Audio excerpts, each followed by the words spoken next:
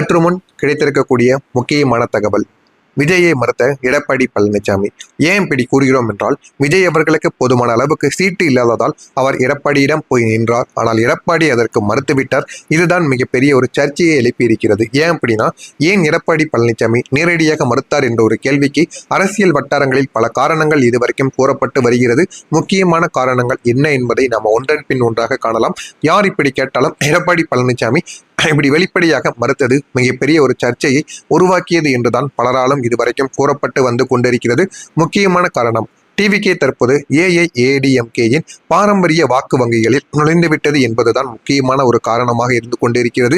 குறிப்பா இளைஞர்கள், நடுத்தர குடும்பங்கள் மற்றும் டிஎம்கேக்கும் வேண்டாம், ஏடிஎம்கேக்கும் வேண்டாம் என்கிற நினைத்த மாற்று வாக்காளர்கள் அதிகமாக விஜயை நோக்கி சென்றுள்ளனர். அதுவே மிகப்பெரிய அளவுக்கு எடப்பாடி பழனிசாமிக்கு ஒரு கோபத்தை தூண்டியிருக்கலாம் என்கிற ஒரு எண்ணத்தில் தான் இப்படி எடப்பாடி பழனிசாமி செய்துவிட்டார் என்றும் அனைவராலும் கூறப்பட்டு வருகிறது. ஏன் அப்படின்னா, எத்தனையோ நபர்கள் ஏடிஎம்கேக்கும் எத்தனையோ நபர்கள் டிஎம்கேக்கும் சப்போர்ட்டாக இருந்தாங்க. திடீரென்று டிவிகே வந்ததால் அனைவருமே காசை வாங்கிட்டு எப்படி டிவிகேக்கு ஓட்டளித்தார்கள் என்று அனைவராலும் ஒரு கேள்விகள் இதுவரைக்கும் எழுப்பப்பட்டு கொண்டு தாங்க வந்து கொண்டிருக்கிறது. இது ஒரு பக்கம் இருக்கு. மற்றும் டிஎம்கே வேண்டாம், ஏடிஎம்கேவும் வேண்டாம், இப்படி அனைவருமே இப்படி போனார்கள் என்கிற மாதிரியான பல கேள்விகளும் இதுவரைக்கும் வைக்கப்பட்டு கொண்டுதான் இருக்கிறது. இதனால் ஏடிஎம்கேயின் எதிர்காலம் இதுவாகத்தான் இருக்கும். எனவே இதுவே ஏடிஎம்கேவின் அழிவு காலமாகவும் மாறியிருக்கலாம் என்கிற மாதிரியான எடப்பாடி பழனிசாமி தரப்பிலிருந்து கூட இருக்கக்கூடிய மனிதர்கள் அனைவருமே கூறிக்கொண்டுதான் இருக்கிறார்கள். இன்னொரு முக்கியமான காரணம், விஜய் அரசியலுக்கு வந்திருந்தது புதிய தலைமுறை, ஊழல் இல்லாத ஒரு ஆட்சி மாற்றம் போன்ற வார்த்தைகள் அதிகமாக அவர் பயன்படுத்தி கொண்டே இருந்தார். இது நேரடியாக பழைய விஷயங்களை அரசியல் விமர்சிக்கக்கூடிய விதமாக மக்கள் மத்தியில் இது புரிந்து கொள்ளப்பட்டது. அந்த பழைய அரசியல் அமைப்பின் முக்கிய முகங்களில் ஒருவராக இருப்பதால் இந்த எடப்பாடி பழனிசாமிக்கு விஜய் வளர்ச்சி ஒரு அரசியல் சவாலாகவே மாறியது.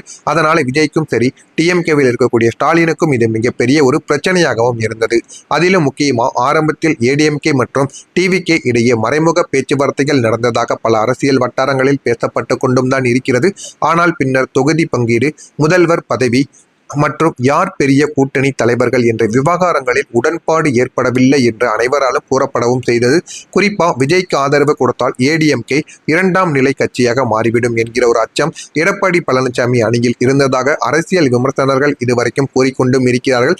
இப்போது மக்கள் அதிகமாக கேட்கக்கூடிய கேள்வி, எடப்பாடி பழனிசாமிக்கு விஜய் முதல்வராகுவது பிடிக்கவில்லையா என்பதுதான் மிகப்பெரிய ஒரு கேள்வியாக இருந்தது. அரசியல் ரீதியாக பார்த்தால் இதற்கு பதில் ஆம் என்பதற்கே அதிகமான வாய்ப்புகள் இருக்கும் என்று பலரும் தெரிவித்தனர். காரணம், ஏடிஎம்கே கடந்த பல ஆண்டுகளாக டிஎம்கேக்கு மாற்று சக்தியாக இருந்தது. ஆனால் திடீரென்று டிவிகே மக்கள் ஆதரவை பெற்று ஆட்சி அமைக்கக்கூடிய நிலைக்கு வந்ததும் ஏடிஎம்கேவின் அரசியல் முக்கியத்துவம் கடுமையாக குறைந்துவிட்டது. அதனால் விஜய் முதல்வராகிவிட்டால் எதிர்காலத்தில் ஏடிஎம்கே மீண்டும் எழுவது கடினமாகிவிடும் என்கிற ஒரு அரசியல் கணக்கு எடப்பாடி பழனிசாமி தரப்பில் இருந்திருக்கலாம் என்றும் அனைவராலும் கூறப்பட்டு வருகிறது.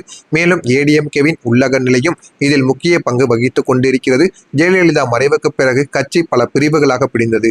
ஓபிஎஸ் பிரிவு, அதுக்கப்புறம் சசிகலா ஆதரவு வட்டாரம், டிடிவி தினகரன் அணிகள், இவை அனைத்தையும் சமாளித்து எடப்பாடி பழனிசாமி தற்போது கட்சியை கட்டுப்பாட்டில் வைத்துக் கொண்டிருக்கிறார். இந்த ஒரு நேரத்தில் டிவிகேவுடன் கூட்டணி வைத்தால் கட்சிக்குள் மீண்டும் குழப்பங்கள் உருவாகும் என்கிற ஒரு அச்சமும் அவருக்குள்ள வந்ததாகவும், அதனால மட்டுமே இவர் விஜயை நேரடியாகவே வெளிப்படையாகவே மறுத்துவிட்டார் என்கிற முக்கியமான காரணங்களும் எழுந்து கொண்டிருக்கிறது.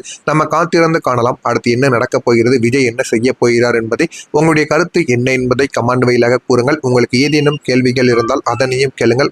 நான் அதற்கும் உங்களுக்கு பதிலளிக்கிறேன். நன்றி, வணக்கம்.